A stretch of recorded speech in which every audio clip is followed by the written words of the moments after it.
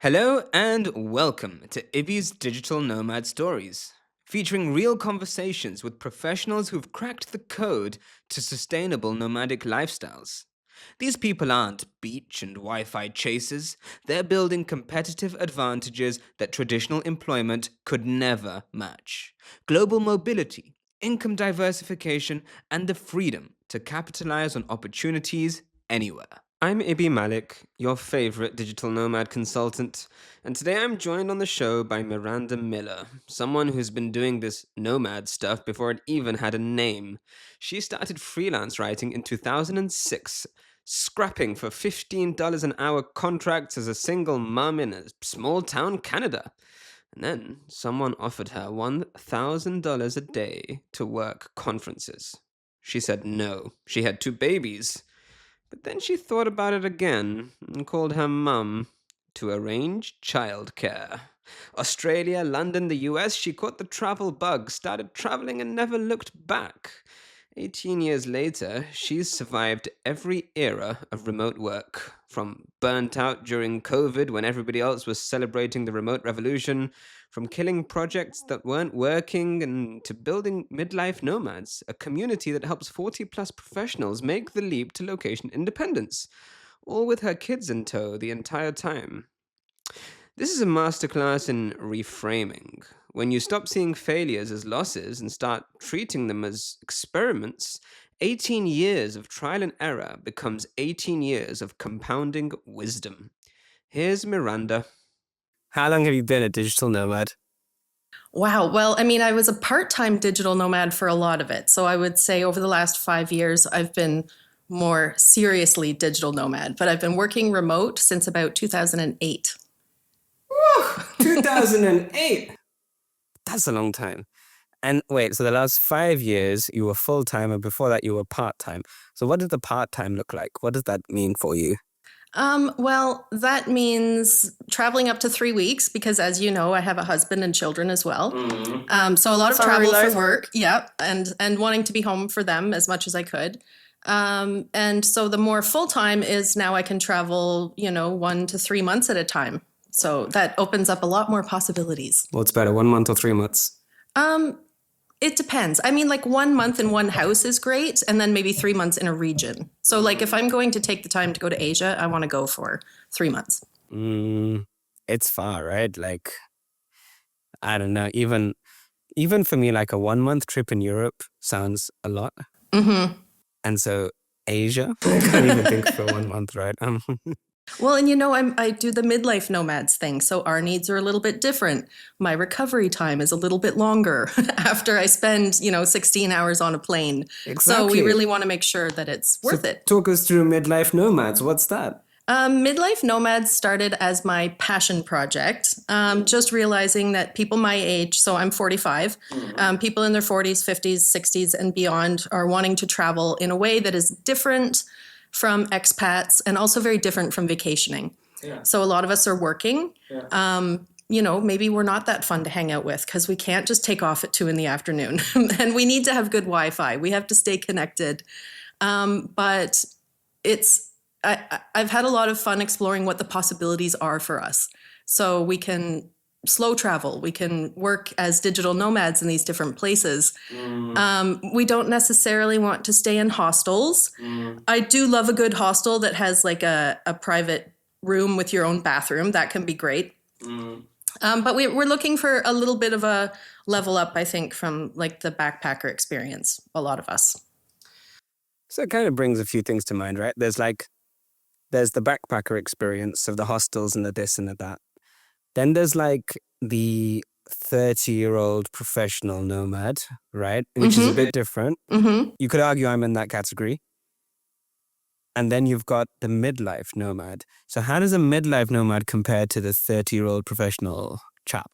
It's funny. I would say I've met some 30-year-olds traveling who are more like a midlife nomad. They're like an old soul and they like the slow travel. And I've met some 40 and 50-year-olds who still want to do the fast paced, like let's go to 10 cities in 2 months. But in general, I just noticed traveling with groups like Hacker Paradise that we had a mix of people and there was just a bit of a different pace for the older group.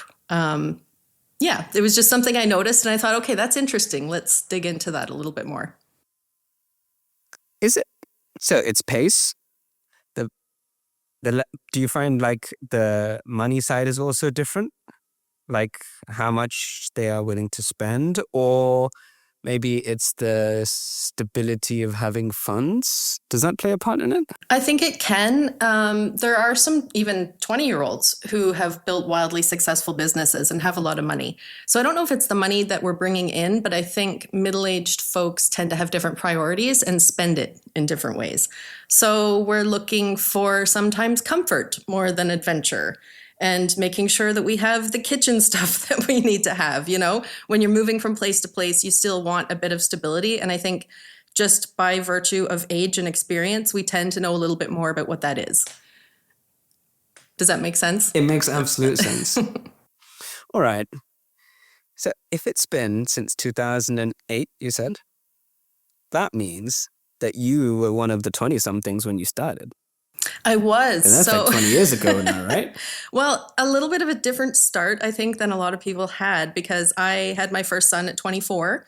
I was married very early. Okay. By the time I had 2 children, I was separated very shortly after. So, 2008, I was a 28-year-old single mother. And how I actually got started was trying to get writing contracts as a small town Canada writer was very difficult. So I'm trying to get contracts that are like $15 an hour, and still fighting for this business with people being like, I can write, I don't need to pay a writer, So I found this platform called Elance, which was, that is the OG Upwork. So this is where that all started. Oh my God. And that this was is like history. It was actually earlier. I'm going to say 2006, I started on Elance, but it took a few years to build up a profile. And I was doing, a pretty good business there by 2008. And just like, wow, people online will pay me to do what I actually really like doing. Now, it wasn't enough of it. So I was still working at a library. I was still occasionally waitressing, stuff like that. But I met some women through the Elance platform, and we started our own private forum, just a group of women writers from all over North America. They were other service providers on the platform. Yeah. So sometimes we met on group projects. Like we would, if you want to take on a bigger contract, you have to subcontract to some other writers. And so we would meet through projects, or maybe the same company had hired both of us. So we were put in a working situation together. And we just kind of realized, okay, there's a lot of power in us networking together. Well, yeah, I mean, it's like similar souls, right? Yeah, absolutely. And we could take on bigger projects. We could act more as an agency than just individual freelancers, which gives you a little bit more power. Sure. And one of these women in 2008 said, I need you to take on a client for me. I can't serve this client anymore. And I said, cool, what is it? And she said, well, it's working at conferences. And I said, absolutely not. I can't. I have 2 babies. My kids are very young. Well, they'll pay you $1,000 a day. Well, and that changes a lot of things. It did. To the audience, we can let you know that changes many things. It does. And so I called my mother and said, Mom, I need you to come stay for 4 days a month so I can work these conferences. And that was like, honestly, so eye-opening. I was sent to Australia, all over the US, London, UK, representing this SEO company at conferences. At the same time, I was taking some university courses. I got into e-commerce, realized I really loved this world. And at those conferences, I met other people who were like, hey, you kind of know what you're doing. Let's do some projects together. So that was just like transformational. And I think I caught the travel bug big time at that point. And I thought, I can't go back to not doing this. Why would you? It just grew from there. Super interesting. Super interesting. What's the why behind all of this? Was it purely coincidental, or was there some kind of underlying feeling driving the situation? Wow, these are deep questions. I feel like I struggled to find things I was good at that I enjoyed doing. Yeah. And so I just kept coming back to writing. And as I learned new things, I worked in a factory at one point. I worked in hospitality. A factory? I did. I worked on an automotive assembly line. Doing actual automotive assembly? Yes, yeah, putting parts together that go in cars. Which parts? It was for a company called Tenneco, and they made shocks. Wow. Yeah. And so just learning all of these different things and like, how does this all come together? Well, there are clients out there who will pay you to write about those things. So, Of course. It just came together from there. I have a theory that the internet is the biggest opportunity that our generation was handed. And maybe we're from different generations, but what do you feel about that? I think it was a massive leveling of the playing field. So there were so many of us who didn't have opportunities. Unless I was going to move to a big city, I was never going to work for a large publication. But I was doing that suddenly in 2010, long before COVID. People were interested in using freelancers and consultants and that. And so that opened a lot of doors. Definitely. Definitely. Okay. So one thing is the COVID period really changed things for a lot of people. The COVID period. So I'll talk about myself, for example. Pre-COVID, I was a nomad, but COVID opened the door to everything for me. It was like before that, I was still a nomad, but I was kind of challenging the status quo. And then after COVID, I was like, oh my God, I'm in my element. This is exactly what I needed for the world. And then on the flip side, there's a lot of people that like COVID hit. And then they were like, oh, I've just fallen into this. This is possible. But you were doing that from ages before. How did COVID affect you? COVID was actually like a lot of doors slamming shut all of a sudden, because I was in Ontario, Canada, when this happened, and they had very strict lockdowns, to the point that like at one point they started a snitch line. The government wanted you to tell on people if there were too many people at the neighbor's house and stuff. So it was very, only one person in the family could go to the grocery store. As far as the being a writer and an introvert, I was in my glory. I was like, I'm totally fine staying home and working. But it did start to get pretty stir crazy, not being able to travel anywhere. That definitely got tough. So in 2021, as soon as Mexico opened up, and if you had the right vaccinations, you were able to get on an airplane, I was out of there to go to Mexico for a bit. Makes sense. Yeah. Makes sense. What about like professional opportunities? Did they increase after that period? When COVID first hit, there were a lot of us in marketing who felt like we needed to help people, especially businesses. Like I was so busy helping businesses, small businesses that maybe needed to pivot their entire, product or service line. They had to do everything differently. And that was really difficult for them to change everything on their website and suddenly have an online ordering platform. And so there was all kinds of that work. But I also realized in about 2022, 23, that I was just taking on way too much because my boundaries had completely dissolved. And so you do have to have really strong boundaries when you work from home or when you're a digital nomad and you work from wherever.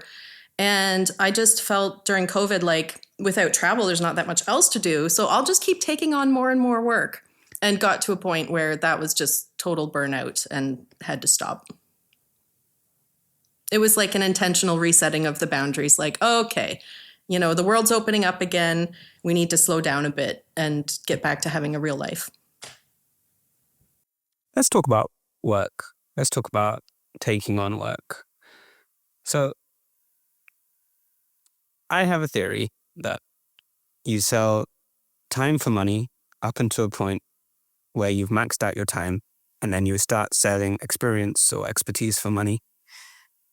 And that is where it can really expand. Mm-hmm.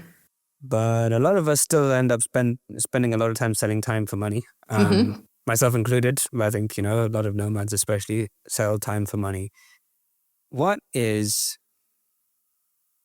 My theory is that they can sell time for money up to a maximum of 7,000 euros. That's my theory. I think 3,500 is pretty solid. Like that's, if you're maxed out on a low rate, you can be earning 3,500 euros comfortably. On a higher rate, you're on 7,000. And after that, it's, unless you're on super high day rates or super high hourlies, after that, you need people working for you and that kind of stuff. Mm-hmm. What do you think about my theory? I think it makes a lot of sense. I think you do get to a point where if you are that busy and you want your income to grow, you don't have more hours. You have to figure out how to package things. even if it's a service that you're providing, there's always a way that you can package this. And I talk a lot about this at Midlife Nomads because we have a lot of people who are leaving a career where they've had a stable income. They've had an hourly rate. That's the only model they know. And That so when really are comfortable. yes. And so when they want to transition into remote work, they want to take that mindset with them, but it doesn't always translate to success. So just saying, I can do this for you at $45 an hour. If they haven't calculated all of their travel expenses and software costs and insurance and the pension no one's providing for you anymore, you're going to quickly realize that that isn't enough. First of all, so getting your pricing right. Yeah. But then also the way that we try to sell things to people, they're going to compare you against the cost of what an employee would be to provide that same thing, right? Sure. If you're saying you can have me for X amount of dollars per hour, that's what they're looking at. If you tell them I can save your business $40,000 this year by doing XYZ, then it becomes a completely different conversation. You've reframed the entire scenario. Mm-hmm. Yes. So, and if you can package that up in a way and say, I will provide this for you every month and get yourself on long-term contracts, that's where you start to get really stable nomad life. Interesting. So I have one client that I've had for 14 years, and it is a package-based, I provide this to you every month, and they've been acquired 3 times. It's kept growing. And you grow with it? And I grow with it, and I can always count on that being there for me. How does it work? Like, what's the contract kind of structure? Like, do you have fixed deliverables that you deliver once per month, or like, just walk us through it? Yep, once per month. And I can assure them that, this amount of due diligence is going into that. So they don't really even care how long it takes. They just need to know that the research is being done properly, it's being optimized properly, it's fact-checked, it's copyscape checked. So there's a process that I've lined out and said, I will make sure this happens consistently every month. Sorry, I'm tapping the table again. It's all right. You're getting into your flow. And so they're reassured that that's going to happen, and they just want those deliverables on time, every time that they can put to work for them. And I can guarantee that that will happen. So over the years, sometimes that has meant taking on freelancers to help me when I've had things going on in my life, as we all do, because yay, sandwich generation, parents and children. But they don't care. Like, I don't have to explain that to them every time because it's deliverable based. They're not paying for my time. It's a much different conversation than if it were just freelancing as a pseudo employee. What about so? Some people have come to me with what I'd call trust anxiety as a nomad. And that is, they're nomads, they're trying to be nomads, but they're really trying to demonstrate to their clients that they can do it, that they're actually working. They something like a once per month contract or something that would scare them maybe, because it's like, oh, how do we show that we're making all of this output? And at first, I kind of passed it off. I actually remember saying to someone, you don't work at Lidl.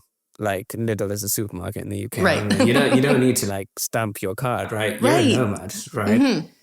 But then I started to realize this is an actual thing. People are like super anxious about showing that they're actually working while they're a nomad. What do you think about that?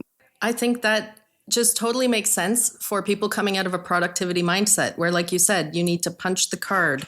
You need to prove your value. Yeah. You need to be a butt in a seat. Yeah. And so there's a lot of internal work that needs to happen to break free of that mindset and realize they don't actually care. Like, they want to see the end product, the outcome at the end of the month, the thing that's going to make the difference for them.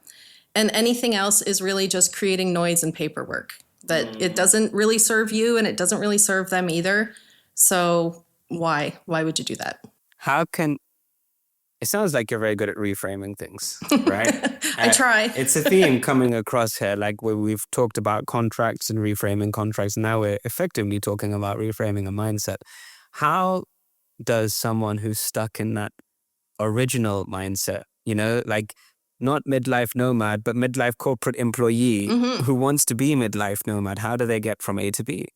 I think there's several pieces to it. One is you need to see people modeling the thing that you want to be. So seeking out groups where you can see that this actually works. There's no hocus pocus. It's not like a get quick rich thing overnight. You actually have to make changes and see that this is possible and people are doing it. And they're not exceptional people. This is something that is open to any kind of person, to make these shifts that make you more valuable as a resource and not just a productivity machine, right?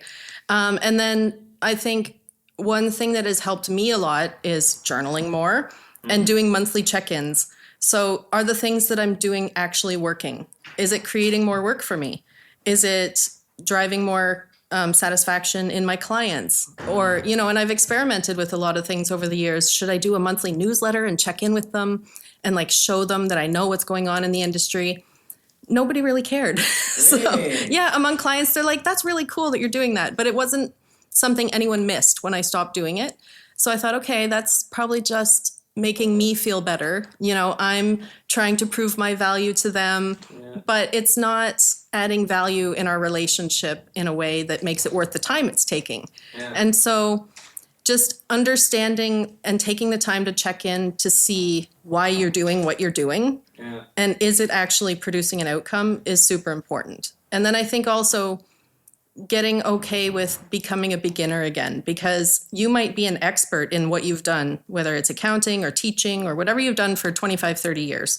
And it's really, really hard to then become a rookie, in the online business space where you're like, I might be an expert in that, but I've never had my own website. I've never, done social media. Now I have to do all these things that are brand new to me. And so giving yourself permission to suck is really important, and it's also really, really difficult. Yeah, I really feel that. I feel like